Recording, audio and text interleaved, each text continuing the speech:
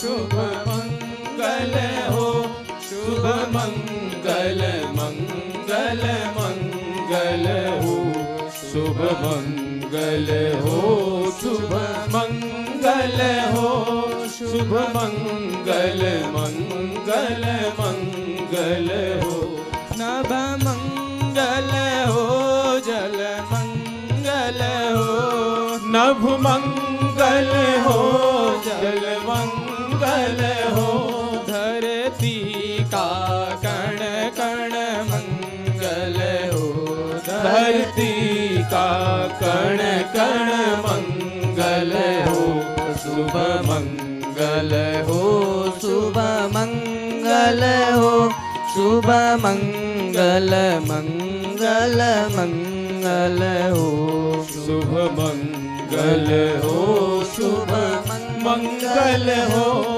शुभ मंगल मंगल मंगल हो, दिन मंगल हो, निशि मंगल हो, दिन मंगल हो, निशि मंगल हो, जीवन का हर क्षण मंगल हो, जीवन का हर क्षण मंगल हो, शुभ मंगल हो, शुभ मंगल हो, शुभ मंगल मंगल मंगल हो, शुभ मंगल हो, शुभ मंगल हो, शुभ मंगल मंगल मंगल हो, तन मंगल हो, मन मंगल हो, तन मंगल हो, मन मंगल हो, श्रम से अर्जित धन मंगल हो, श्रम से अर्जित धन मंगल हो, शुभ मंगल हो, शुभ मंगल हो, शुभ मंगल मंगल मंगल हो, शुभ मंगल हो, शुभ मंगल हो, शुभ मंगल मंगल मंगल हो, मति मंगल हो, गति मंगल हो, मति मंगल हो, गति मंगल हो, मानव की हर कृति मंगल हो, मानव की हर कृति मंगल हो, शुभ मंगल हो, शुभ मंगल हो, शुभ मंगल मंगल मंगल हो, शुभ मंगल हो, शुभ मंगल हो, शुभ मंगल मंगल मंगल हो, शुभ मंगल मंगल मंगल हो, शुभ मंगल मंगल मंगल हो।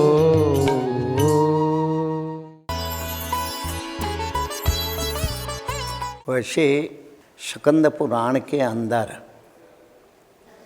लगभग 10,000 श्लोकों में का रेवाखंड है। उसमें नर्मदा जी की ही उत्पत्ति, नर्मदा जी किन रास्तों से नर्मदा चली है सागर में, ये सब वर्णन आता है। तो ये पर्वत मेकल पर्वत मालिका में ही जो है ये गंधमार्दन पर्वत भी आता है। यहाँ 8 झरने जो है, 4 झरने हरिशंकर की ओर आते हैं और वहीं से 2 विशेषता इन झरनों की ये है, जहाँ से ये झरना निकलते हैं दोनों 4 झरने एक ही जगह से निकलते हैं। वो 4 उधर चले जाते हैं और 4 इस ओर आ जाते हैं, उनका स्रोत एक ही है। यह इसकी विशेषता है। और झरने जो है हमेशा बहते रहते हैं, उनका पानी कम नहीं होता है। यह हरा भरा जंगल है और अनेक समय से यह महापुरुषों की तपस्थली के रूप में रहा है। और आज भी यदा कदा महापुरुष लोग इस पर्वत में आते हैं, यहाँ साधना करते हैं और भगवान की कृपा भी उनको प्राप्त होती है। जो इस तरफ का भाग है इसको हरिशंकर कहते हैं, और जो उस तरफ का, पहाड़ के उस तरफ का भाग है उसको नरसिंहनाथ कहते हैं। तो एक मूषक नामक दैत्य हुआ जो देवताओं को बहुत त्रासित करता था, देवताओं को सताता था, और इस वनांचल में जो महात्मा लोग तप करते थे उनके तप में भी वह विघ्न डालता था। तो भगवान शिव और महापुरुषों ने प्रार्थना की, आप हमको जो है इस राक्षस से बचाइए। तो नरसिंहनाथ की तरफ जो है भगवान जो है नरसिंह मंजार रूप में, माने बिल्ली के रूप में वहाँ पे बैठ गए, और इस तरफ का जो भाग है ये भगवान हरिशंकर शिव के रूप में भगवान यहाँ पे बैठ गए। और वह राक्षस उस पर्वत की एक गुफा में, गुह में प्रवेश कर गया। लोक जनश्रुति के अनुसार अभी तक ये कहा गया है वह राक्षस अभी भी नहीं निकला, और भगवान शिव और जो है को इसका इंतजार कर रहे हैं। ये तो है इसका जन आस्था का प्रकरण। किंतु यह द्रोणगिरी का ही कोई भाग हो सकता है, इसके लिए तो जन लोग मान्यताएं ही हैं। किंतु एक बात सत्य है कि ये जो पर्वत, इस पर्वत में हमें रहने का बहुत अधिक अवसर मिला। मैं वर्षों वर्षों इस पहाड़ में घूमा और सभी झरनों के पास जाकर के कुछ दिन निवास किया, और पहाड़ के ऊपर भी गया जहाँ पर हमारे ये पटनागढ़ के जो है महाराजा थे, उन्होंने एक पहाड़ के ऊपर बंगला भी बनाया था। और कुछ दिन भ्रमण काल के समय हम कुछ दिन 2-3 दिन वहाँ भी रुके, धुनी लगा के। बियाबान जंगल है और जो है बहुत पवित्र जगह है, पर जल हमेशा ठंडा रहता है यहाँ पे। चाहे गर्मी अधिक हो तो भी झरने का पानी उतना ही रहता है, चाहे ठंडी हो तो भी उतना ही रहता है। हाँ, चतुर्मासे में कभी बरसात अधिक हो जाती है, झरने में पानी जो पहाड़ों से बह के आता है कुछ अधिक होता है, किंतु जब बरसात बंद होती है तो पानी का स्तर उतना ही रहता है। तो चार तरफ, इस तरफ आते हैं नरसिंहनाथ की तरफ वो झरने झड़ते हैं, और चार उस तरफ से। जो नरसिंहनाथ की तरफ से झड़ते हैं वहाँ उसको जब जल एक जगह इकट्ठा होता है, इसको तेल नदी कहते हैं। और ये तेल नदी जो है महानदी में जा कर के मिलती है, वो अंग नदी। और जो ये नरसिंह यानी हरिशंकर से निकलती है धारा, यह तेल नदी यानी शुक नदी कहलाती है। और ये शुक नदी सुखदेव के नाम पे इनको रखा गया है। शुक नदी जो है तेल नदी में जा कर के मिलती है, और इसके लिए इसका नाम शुक तेल कहा जाता है। और जो है इस क्षेत्र में जो हरियाली है, और जहाँ से भी ये छोटी सी नदियाँ बहती हैं, वहाँ के लोग बड़े खुशहाल हैं। यह भी इसका तो ये प्राचीन समय से ऋषि मुनियों की तपस्थली के रूप में विख्यात है। अनेक महापुरुष यहाँ पर आकर के तप भी करते हैं। एक विशेषता ये है, अपना उड़ीसा, हरिशंकर उड़ीसा के अंदर में है, और नरसिंहनाथ भी उड़ीसा का ही भाग है, किंतु वहाँ से आगे जो है छत्तीसगढ़ पड़ जाता है। और इसको हम ये कह सकते हैं, ये दोनों राज्यों की एक विभाजित रेखा भी यह बनाता है। तो ये बहुत सुंदर जगह है।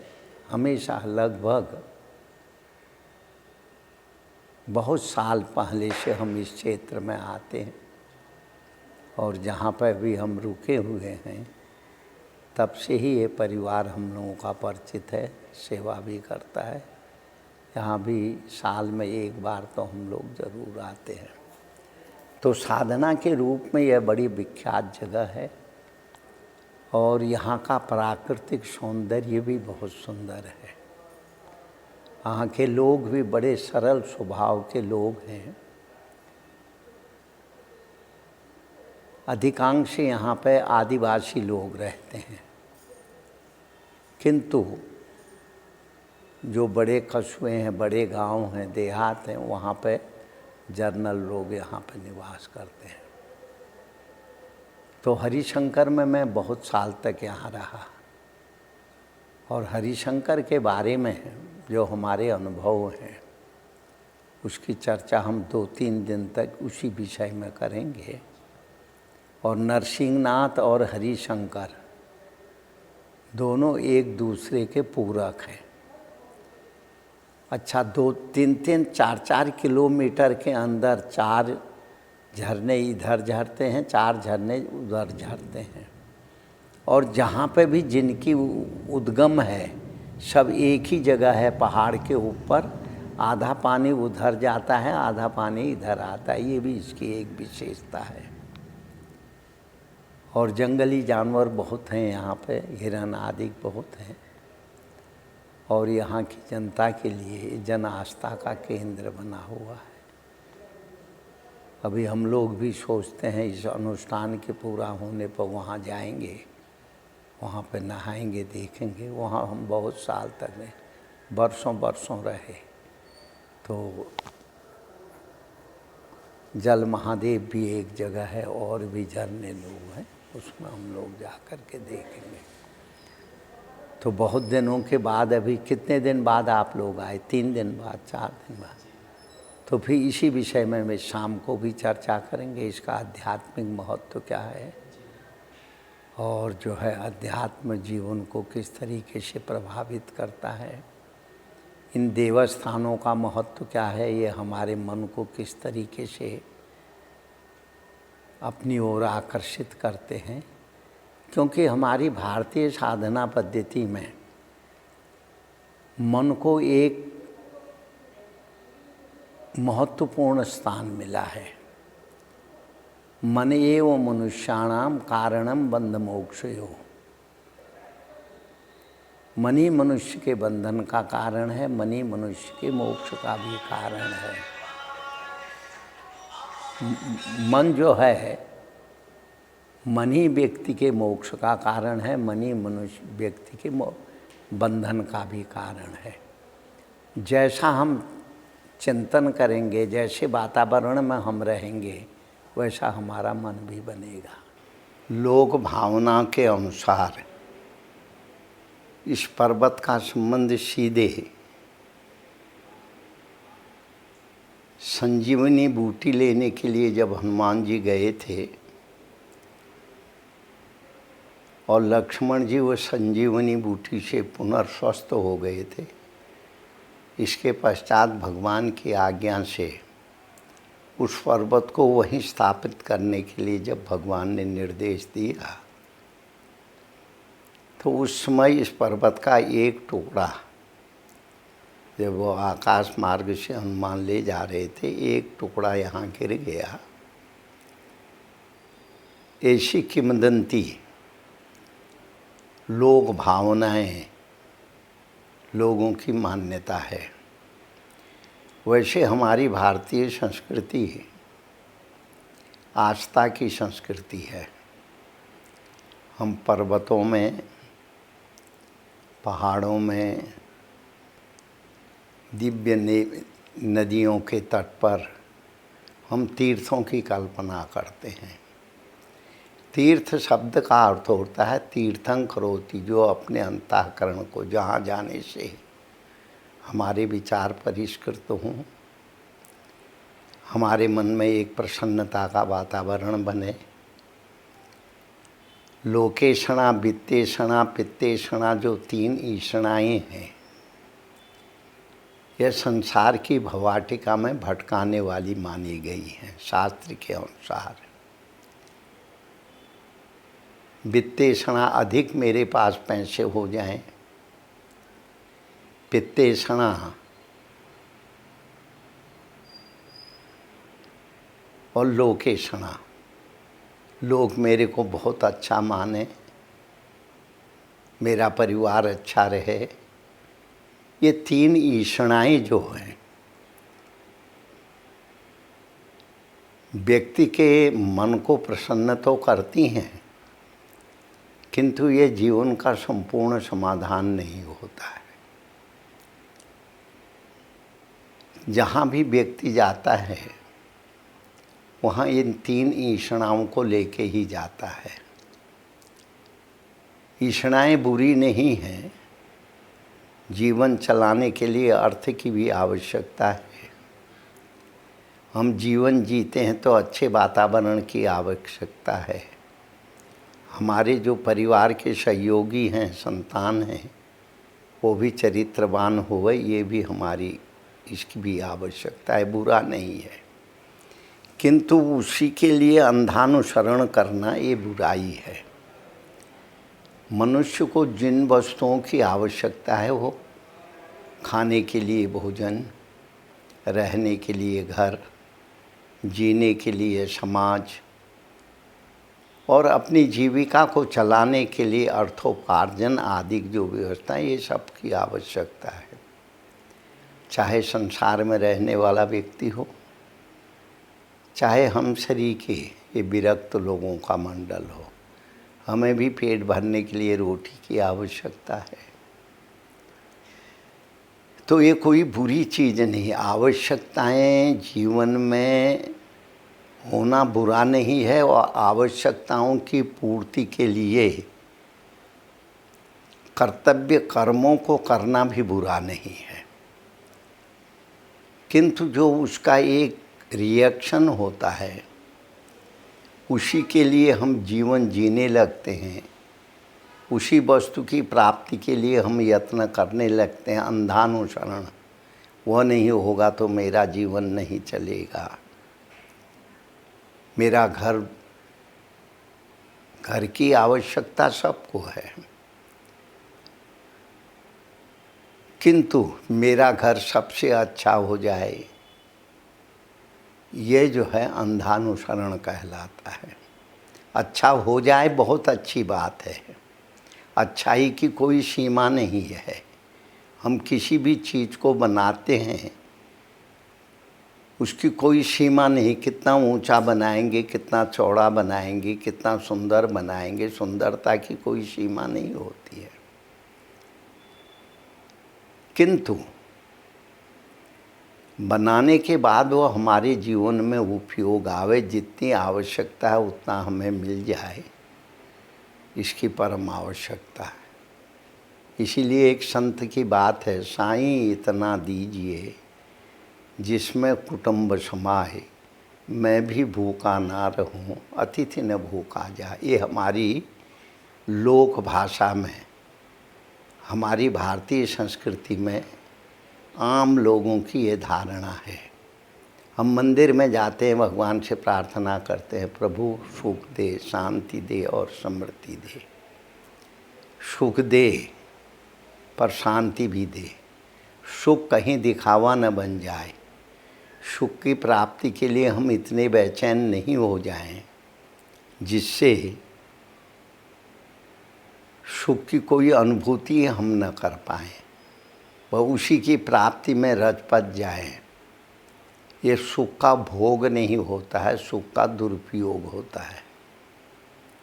असुरों के जीवन में, देवताओं के जीवन में अंतर इतना ही है। असुर सारे सब सुखों को अपने में समेटना चाहते हैं, हम ही उन सुखों के मालिक बन जाएं ये चाहते हैं। किंतु देवता का एक है, सुख हमें मिले, ये अच्छी चीज़ है। सुख शब्द का अर्थ यहाँ इस रूप में लेंगे, हमारी जो आवश्यकता है वो हमें मिल जाएं और उसमें हम संतुष्ट हो जाएं।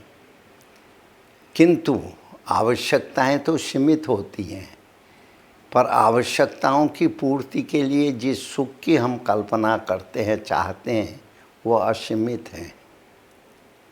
अगर हमारे जीवन में संतोष नहीं हुआ तो परिणाम क्या होगा? वो सुख हमारे लिए सुख नहीं बनेगा।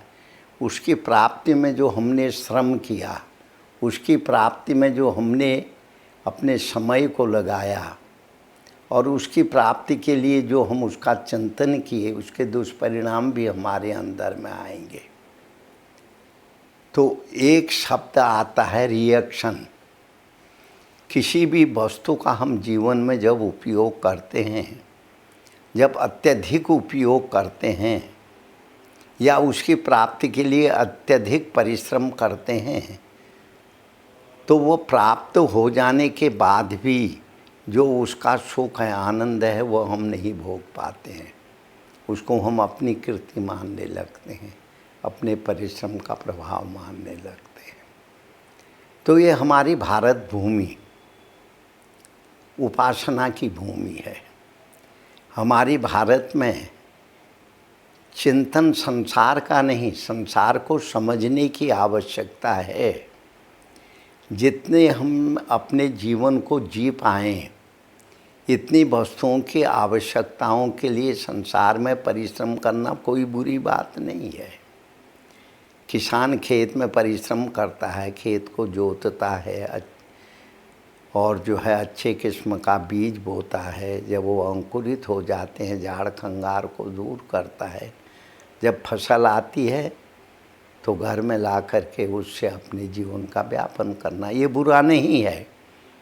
किंतु उसको इतना अधिक चाहना कर लेना, जितना अनाज हो मेरे ही खेत में हो, मैं ही इसका संग्रह करूं, ये हमारे यहाँ पे बुरा है। हमारे यहाँ पे हर वस्तु के लिए संयम की एक चर्चा की गई है। खैर, उस बात को हम आने वाले दिनों में फिर स्पष्ट रूप से इसी प्रकरण के अंदर करेंगे। तो मैं आपको बता रहा था, यह भारत भूमि तीर्थों की भूमि है। तीर्थ शब्द का अर्थ पवित्रता से है।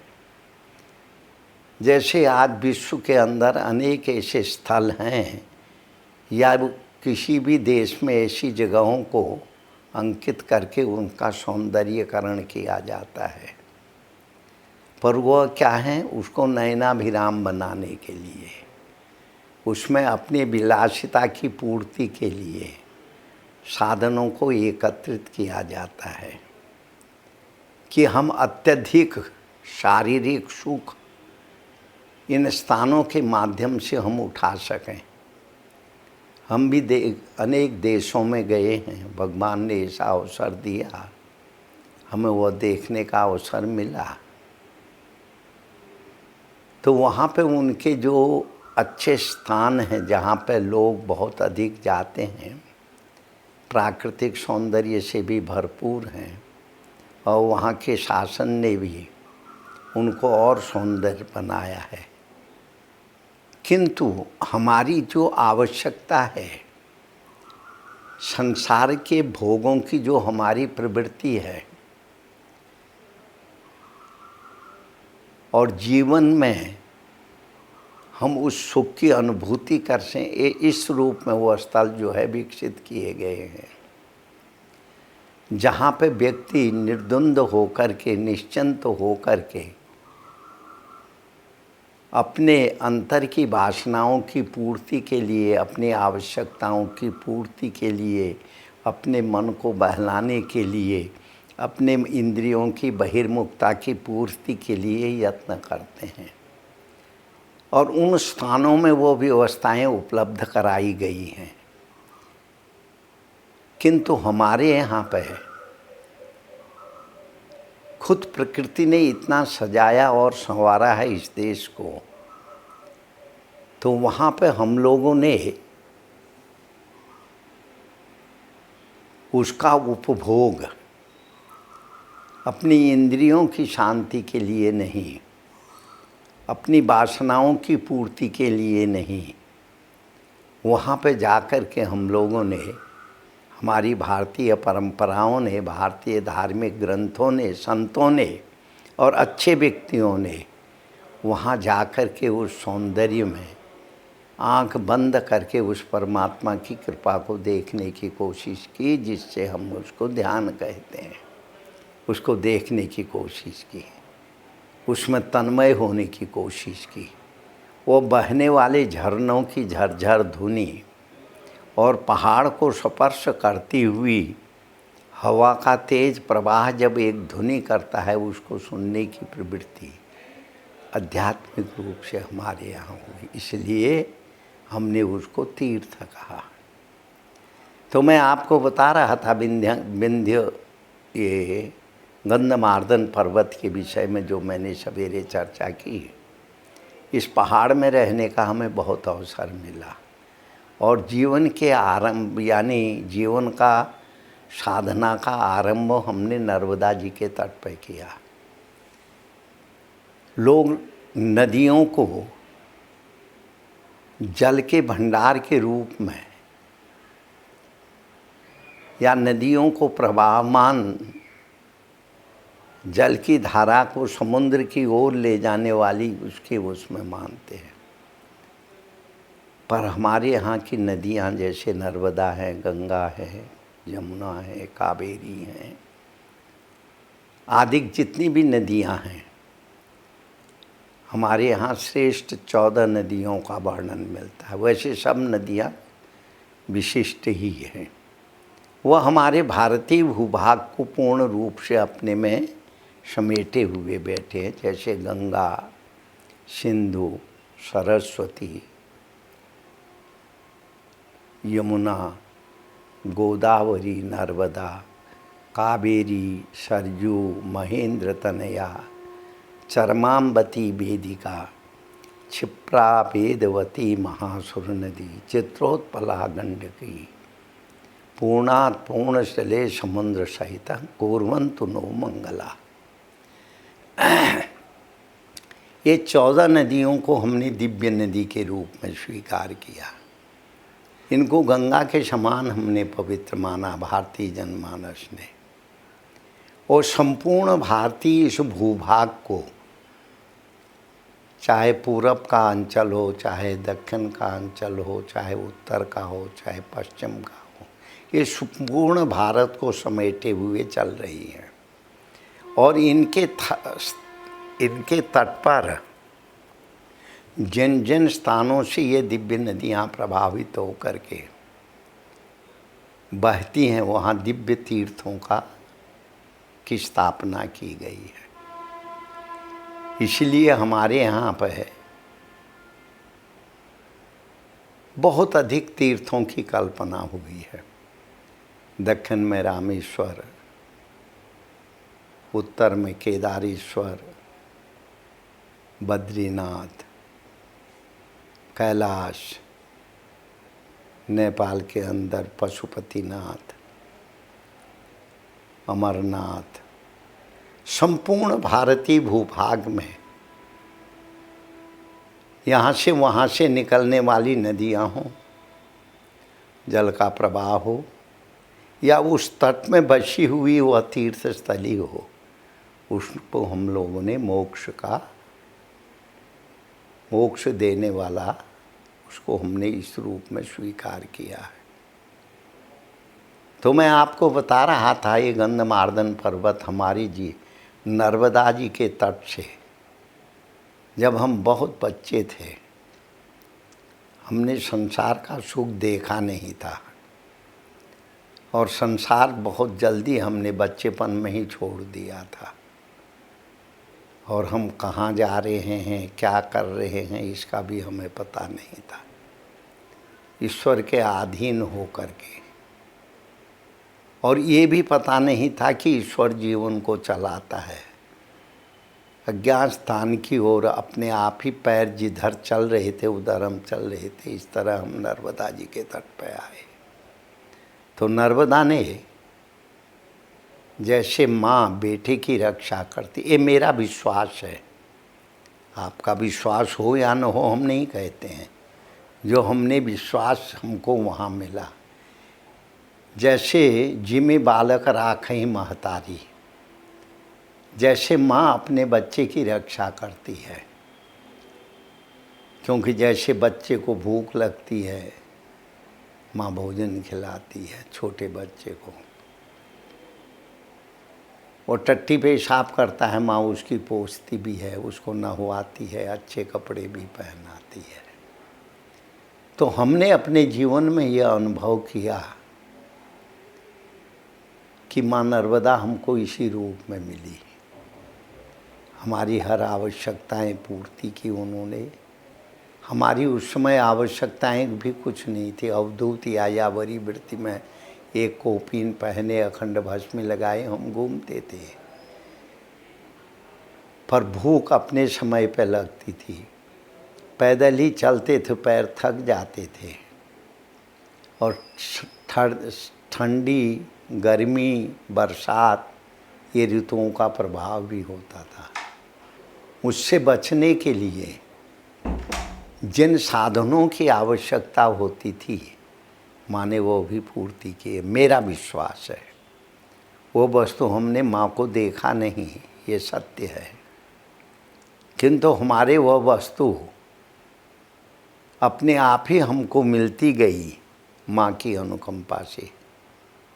एक बुढ़ी रूप में कोई महिला आकर के हमारा को दे जाती थी। वो महिला किस गांव की थी, कहाँ की थी, ये मैंने नहीं पूछा, पर जहाँ हम ठहरे रहते यहाँ रुक जाते थे, वहाँ कोई न कोई गांव जरूर रहता है, कुछ या तो नज़दीक रहता था या कुछ दूरी में रह। तो हम ये विश्वास करते थे गांव की ही कोई महिला आई है, हमको खिला रही है, उसने देख लिया होगा हमने। उसमें हमने नर्मदा जी की कल्पना भी नहीं की थी, क्योंकि परमेश्वर को हम सर्वत्र व्यापक रूप में स्वीकार करते हैं। परमात्मा सर्वत्र व्याप्त है, वो किसी न किसी रूप में व्यक्ति की सहायता करता है, ये हमारा विश्वास भी है। और इस देश में रहने वाला हर व्यक्ति इस विश्वास पर ही अपने जीवन को जीता है।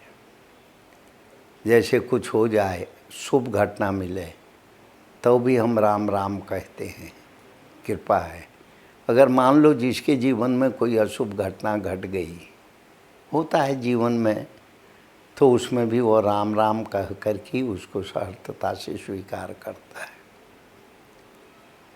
नाम अलग हो सकते हैं, परंतु परमात्मा का ही नाम होता है। कोई नारायण कहते हैं, कोई शिव शिव कहते हैं, अपनी भावना के अनुसार, पर हर वस्तु को उसने पूरा किया, ये हमारा विश्वास था।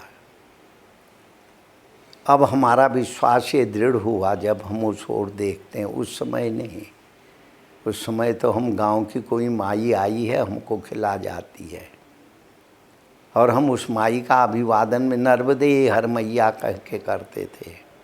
बच्चा उम्र थी, पर नर्मदा ने कभी भूखा नहीं रहने दिया। यह बताने का मतलब यह है, ये बहती हुई नदियों का जो तट है, इसमें निवास करने वाले जो लोग हैं, या इस नदी को पवित्र मान करके उसके चारों तरफ फेरी लगाने वाले जो लोग हैं, वहाँ पे भी उसकी उपस्थिति वो महसूस करते हैं। हर वस्तुओं की ज्यों ज्यों हमारा जीवन बढ़ते गया, हम लोगों को बच्चेपन में माँ बाप का प्रेम नहीं मिला, और जो बच्चे लोगों का बच्चापन होता है उसमें संगी साथियों का भी संग नहीं मिला, एकांकी ही जीवन रहा। पर नर्मदा ने सब पूर्ति कर दी, ऐसा मेरा विश्वास है। फिर बढ़ते गए नर्मदा जी के तट के बाद, नर्मदा जी के किनारे 4-5 साल तक हम लोगों ने परिक्रमा की, माँ के तट पर भ्रमण किया प्रेम से। अब ये न समझे कि हम कोई आध्यात्मिक साधना के लिए नर्मदा जी के तट पर घूम रहे हैं, सो भी नहीं। एक स्वाभाविक अभिव्यक्ति के रूप में घूमते रहे। जब परिक्रमा पूरी की, तब भारत भ्रमण का हमारे मन में संकल्प आया। क्यों न भारत के तीर्थों का भ्रमण करें। तब तक हमारी उम्र भी बढ़ गई थी, हमने अपने को इसके लिए तैयार भी कर लिया कि चाहे सुख आवे चाहे दुख आवे, खाने को मिले या न मिले, इसकी परवाह किए बिना हम यात्रा में पैदल ही पैदल निकले। वो यात्रा का प्रकरण पूरा है जिसको हम भूल भी गए हैं। कभी कभी जब लोग हमसे पूछते हैं तो कहते हैं वो तिथि क्या थी, बार क्या था। मैंने कहा भाई तिथि बार तो मैं अभी भी नहीं जानता हूँ, पर मैं घूमा ये ईमानदारी से बोलता हूँ। कब गया था, किस महीने में गया था, किस साल में, कोई हमें इतिहास तो लिखना नहीं था, पर हमारी स्मृति पटल में जो घटनाएं थी जो सी याद आती थी मैं बताता था। तो उसी समय घूमते घूमते हम जो है ये गंधमार्दन पर्वत में भी आए थे। इसने हमारे मन को बहुत मोहा, क्योंकि इसमें से 32 किलोमीटर का यह लंबा पहाड़ करीब 1 किलोमीटर चौड़ा है कि इससे ज़्यादा भी हो सकता है। यहाँ का वन विभाग इस चीज़ को जानता है।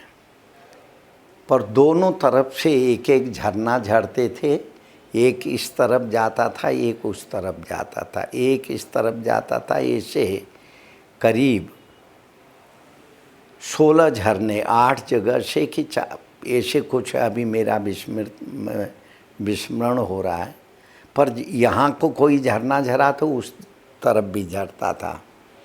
और इसकी पवित्रता देख करके हमारा मन बहुत मोह हो गया, क्योंकि बच्चेपन से ही एक तो हमारा जन्म पर्वतीय क्षेत्र में हुआ था, पहाड़ के, हिमालय के पहाड़ के क्षेत्र। तो उस समय में भी हमको पहाड़ और पर्वत और नदी नाले बहुत अच्छे लगते थे। पर यहाँ हमारा पूरा वही स्मृति हमारे जीवन में लौट के आई। और ऊपर जब मैदान में हम लोग वहाँ पे घूमने लगे तो हिरन भी बहुत देखे।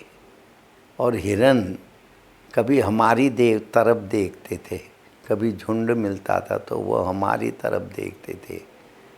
और जब हिरन जब हमारी तरफ देखते थे हम उनकी तरफ चलते थे, वो बच्चों को लेके भागते भी थे ज़ोर से। बड़ा सुंदर प्रकृति का ये देखा। तो यहाँ पे लगभग इस क्षेत्र की सब जनता जानती है।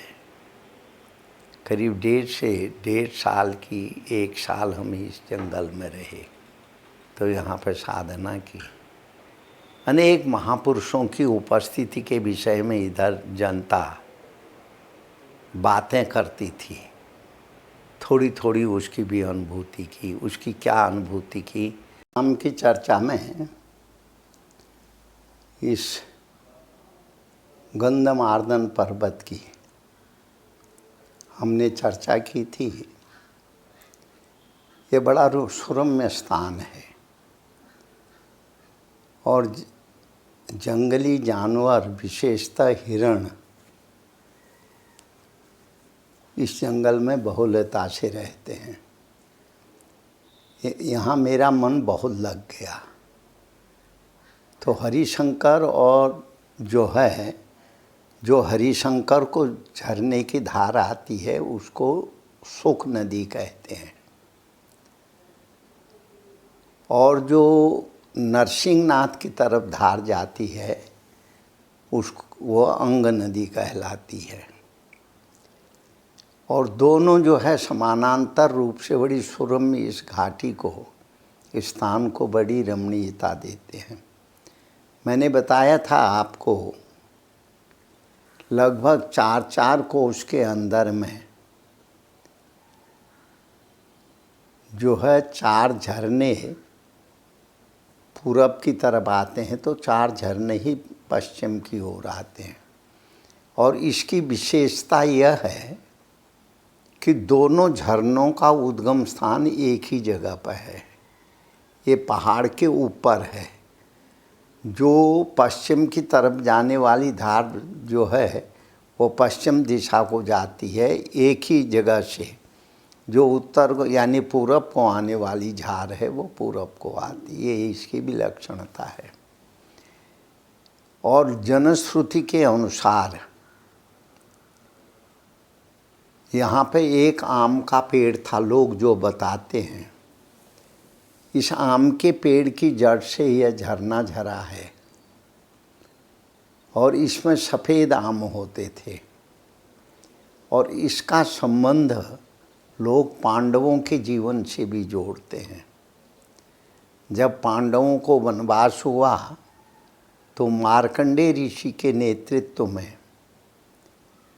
जब अर्जुन इंद्रकील पर्वत पर दिव्य शस्त्रों की प्राप्ति के लिए तप कर रहे थे, उस समय चारों पांडव, अर्जुन तो तपस्या में गए थे द्रौपदी सहित, सब तीर्थों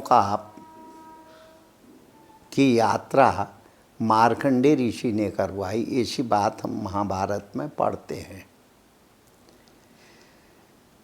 तो उस समय यह गंधमार्दन पर्वत के ऊपर भी आने की वार्ता आती है। इसी आम के वृक्ष के नीचे पांडवों ने एक रात्रि निवास भी किया था, ऐसी लोक मान्यता है। कहीं इसका शास्त्रीय प्रमाण नहीं मिलता है, किंतु ये जरूर है यह तपस्वियों की कभी तपस्थली रही होगी। अभी भी उस वातावरण में एक दिव्य जो है अनुभव होता है। पर्वत में अनेक हिंसक जानवर भी रहते हैं, बाघ रहता है, भालू रहते हैं, सांप बहुत हैं इस जंगल में, हिरण भी बहुत हैं, किंतु तो भी वह ये पर्वत डरावना नहीं लगता है। इसमें इच्छा होती है कि हम ऊपर जा कर के इस पहाड़ के ऊपर भ्रमण करें। और उस समय हमें वैराग्य भी बहुत था, हमारी उम्र भी छोटी थी, तो अक्सर हम ऊपर घूमने के लिए बहुत जाते थे। एक बार तो हम रास्ता ही भूल गए, हमें जाना था नरसिंहनाथ। हम चले गए दूसरे झरने पर। वहाँ पे जब देखा उतरने का कोई रास्ता नहीं था, बहुत सीधा पहाड़ था, तो हमने ये जो है घास पकड़ पकड़ करके नीचे उतरना शुरू किया। पर वो बहुत सीनरी बहुत डरावनी थी। एक बार तो हमारे मन में भी भय उत्पन्न हुआ, कहीं हाथ से घास का वो टूट गया तो हमारा भी नारायणाय नमो नमः न हो जाए। फिर हमने सोचा ये विपत्ति तो तुमने खुद ली है, अगर नारायणाय नमो नमः होना होगा तो हो जाएगा, फिर चिंता किस बात की। जब आत्मबल बढ़ा, धीरे धीरे खिसकते खिसकते हम लोग जो नरसिंहनाथ का झरना था उससे आगे 3-4 किलोमीटर दूर वाले झरने के नीचे हम उतरे। तो शाम का समय था, रात्रि कुछ अंधेरा कुछ होने लगा था।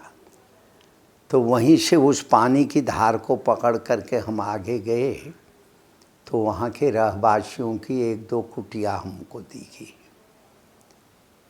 तो फिर वो लोगों ने, उस समय हम उस पहाड़ में रह रहे थे, सब लोग परिचित भी हो चुके थे, आते जाते रहते थे, तो उन्होंने देखा कि तपस्वी बाबा आ रहे, बड़े खुश हुए गांव वाले।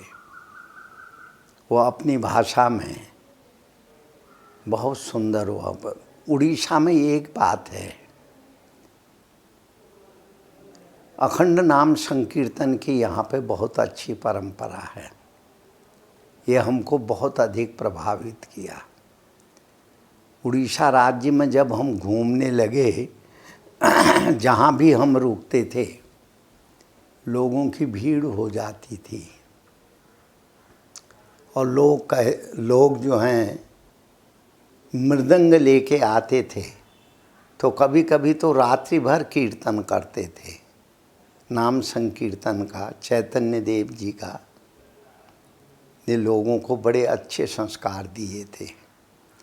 चैतन्य देव जी ने लिखा है, कलो नास्तेव नास्तेव नास्तेव गतिन रथा, हरेर नाम हरे नाम एव केवलम, या हरे नाम गति न था।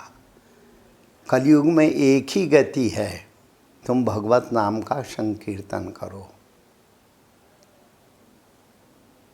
एक बार चैतन्य महाप्रभु जी के जीवन में ऐसी घटना हम उनके चैतन्य चरितामृत में पढ़ते हैं। वो अचानक जो है न, यानी जो है बंगाल से भक्त मंडली को लेकर के जगन्नाथ जी के दर्शन को चले। उस समय कोई हाईवे रोड नहीं थी, अधिकांश सड़कें पगडंडी आंशिक के रास्ते से लोग आते जाते थे। तो बीच में उनको महानदी पार करनी थी। तो अनघट घाटों को पार करते हुए चैतन्य महाप्रभु की मंडली शाम होने पर एक जगह पर ही डेरा डाल दिए। उसे कहते हैं सप्तकोशी गंड, उसका नाम है।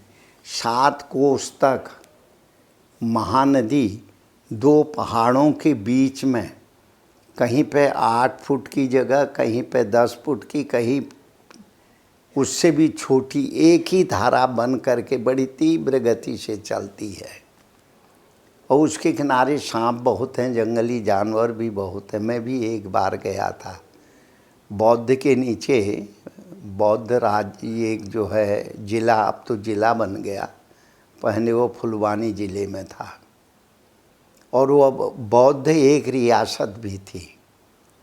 जब देश उत्कल यानी उड़ीसा राज्य बना तो आदिवासी बहुल क्षेत्र होने के कारण फुलवानी को जिला बना दिया गया और बौद्ध उसकी एक तहसील के रूप में रही। फिर जिलों का जब पुनर्गठन हुआ तो बौद्ध को भी जिला बना दिया गया। तो एक तातापानी है, यानी जो है बौद्ध के नीचे एक जगह है जिसका नाम मेरी विस्मृति हो रही, वहाँ गर्म पानी होता है, निकलता है, वो ताप्ती के किनारे है। उस गर्म पानी में एक शिवलिंग भी है। तो लोग अक्षत चढ़ाते हैं तो वो पानी में जो है गर्म पानी के कारण पक शरीर आ जाता है, लोग उसको प्रसाद समझ के भी लेते हैं। तो वहाँ से सप्तकोशी गंड शुरू होता है। गंड माने एक रास्ता। तो मैं भी एक बार उस रास्ते से चला था और उस सप्तकोशी गंड में 7 कोस तक के रास्ते में दोनों जंगल बियाबान, 2 पहाड़ एक दूसरे के नज़दीक थे और बीच में चट्टान की घाटियाँ थी। उसके बीच से नर्मदा जी यानी जो है महानदी निकल रही थी। इसको सप्तकोशी गंड कहते हैं। जगह बड़ी सुरम्य थी, पर खतरा ये था कि वहाँ पे जो है मगर बहुत अधिक रहते थे। वो एक बार पूर्व में वहाँ उड़ीसा सरकार ने या केंद्र सरकार ने एक बांध बनाने की योजना बनाई। तो वहाँ पे इंजीनियरों को भेजा। एक इंजीनियर ने बहुत मगरों को पकड़ करके उनकी छालाएँ भी बेची, ऐसी लोग बताते हैं, हमने तो नहीं देखा। किंतु मगर उस जगह में बहुत थे, इसलिए रात्रि को वहाँ सोना भी बड़ा मुश्किल हो जाता, दूर जाके सोना पड़ता था। तो रास्ते में 2-3 दिन का पड़ाव पड़ता था, धीरे धीरे चलना, ऊबड़ खाबड़ जगह थी। तो चैतन्य महाप्रभु वो महानदी को पार करके जब उस पार गए, शाम हो गई, तो सब भक्तों ने वहाँ पे डेरा डाला और जब सब सो गए तो रात्रि को उस जंगल में हाथी भी रहते हैं, अभी भी बाघ भी हैं, भालू भी हैं, अनेक जंगली जानवर हैं, आज भी हैं। तो उस समय चैतन्य महाप्रभु को लगभग 600 से 700 साल का समय हो चुका है। उस समय तो और भी भयंकर रहे होंगे। तो चैतन्य महाप्रभु सोए थे, चारों तरफ हिंसक जानवरें हाथी चिंगारता हुआ, बाघ गरजते हुए, अनेक जानवर उनको चारों तरफ से घेर लिए। ऐसा हमने चैतन्य चरितामृत में पढ़ा है। तो एक भगत बोला, महाप्रभु उठो। कहते हैं क्या बात है? कहते हैं हमको जंगली जानवरों ने घेर लिया है। तो कहते हैं कीर्तन करो। अब हम लोग क्या करेंगे? तो हरे राम राम राम हरे हरे, हरे कृष्ण कृष्ण कृष्ण हरे हरे। चैतन्य महाप्रभु जी भी खड़े हुए, सब लोग कीर्तन करने लगे, मृदंग बजने लगा। और जिसने चैतन्य चरितामृत लिखा है, जिस महापुरुष ने, उन्होंने इस घटना का बड़ा सुंदर ढंग से उल्लेख किया है। जब कीर्तन होने लगा, जंगली जानवर सब वहीं पे थम गए, कोई आगे नहीं बढ़ा। और चैतन्य की महाप्रभु की मंडली नाम संकीर्तन कर रही थी। और जंगली जानवर भी जो है इस तरह सिर हिलाते हुए, लगता था अपने अपनी ढंग से वो नाम संकीर्तन में सहायता कर रहे थे। कीर्तन होता गया, वो जानवर आगे नहीं बढ़े। जब कीर्तन बंद हुआ, जंगली जानवर लौट करके चले गए, किसी ने हिंसा। ऐसी हम कहानी पढ़ते हैं। तो उड़ीसा के जंगल अभी भी बहुत विलक्षण जंगल है। हमने जो है ये महानदी के किनारे की जो जंगल हैं, उन जंगलों में भी यात्रा की है।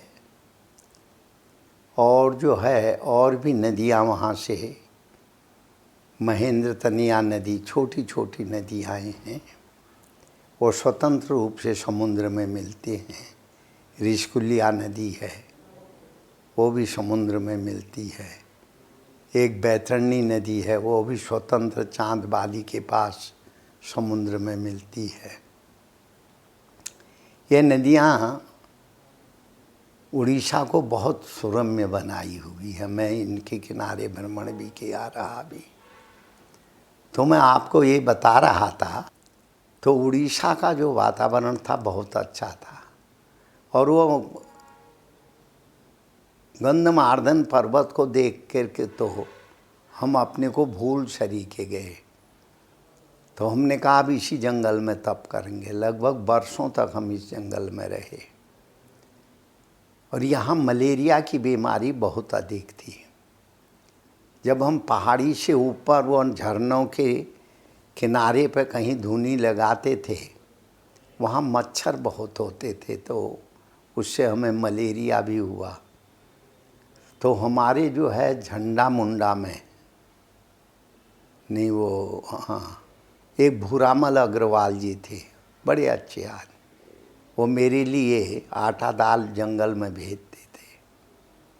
और नहीं तो वहीं पे एक पेड़ है, उसमें हंडी में वो जो है दाल आटा चावल रख करके टांग के चले जाते थे। जब मैं नीचे आता था ले लेता था उसे। अक्सर मैं ऊपर भी रहता था, नीचे मेरा धूना लगा था उसके पास। बहुत अच्छी सुरम्य ये है। उस जगह में हम बहुत दिन तक रहे। अधिकांश हमने समय तो बिताया हरिशंकर में ही, किंतु समय समय पर नरसिंहनाथ भी हम जाते थे। पहाड़ से ही जाते थे और आते। उस समय बच्चा शरीर था, शरीर में फुर्ती यानी जो है स्फूर्ति भी थी। कभी कभी तो 1.5 घंटे के अंदर ही हरिशंकर से हम नरसिंहनाथ पहुंच जाते थे। तो यहाँ का वातावरण साधना का वातावरण था। इस जंगल में हमने वर्षों तक तपस्या की और मन कभी भी यानी जो है चंचल नहीं हुआ, मन शांत रहा। और ये महसूस होता था, ये जितने भी पर्वत की जो है वृक्ष हैं, बड़ के हैं, पीपल के हैं, चिरौंजी के हैं, और भी अनेक तरह के वृक्ष हैं, ये महापुरुषों की कोई तपस्थली के रूप में होंगे। इस तरीके से हम इस जंगल में बहुत रहे।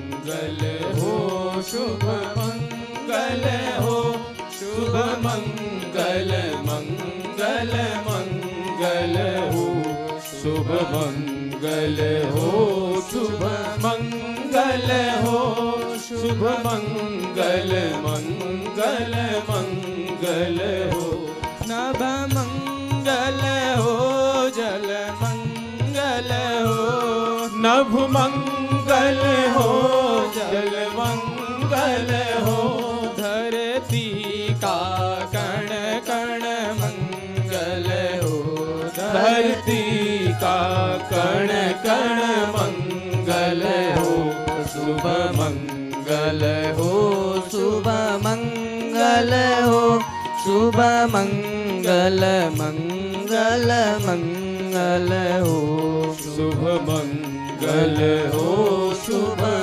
मंगल हो शुभ मंगल मंगल मंगल हो दिन मंगल हो निशि मंगल हो दिन मंगल हो निशि मंगल हो जीवन का हर क्षण मंगल हो जीवन का हर क्षण मंगल हो शुभ मंगल हो शुभ मंगल हो शुभ मंगल मंगल मंगल हो शुभ मंगल हो शुभ मंगल हो शुभ मंगल मंगल मंगल हो तन मंगल हो मन मंगल हो तन मंगल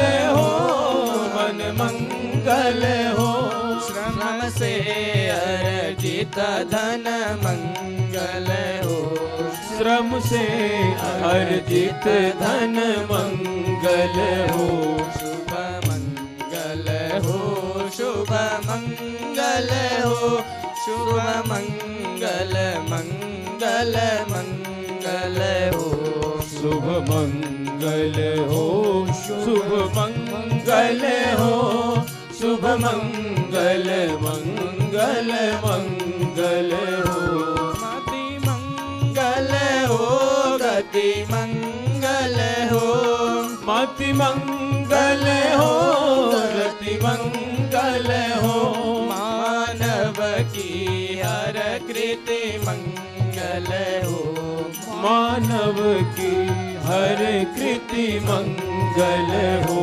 शुभ मंगल हो शुभ मंगल हो शुभ मंगल मंगल मंगल हो शुभ मंगल हो शुभ मंगल हो शुभ मंगल मंगल मंगल हो शुभ मंगल मंगल मंगल हो शुभ मंगल मंगल मंगल हो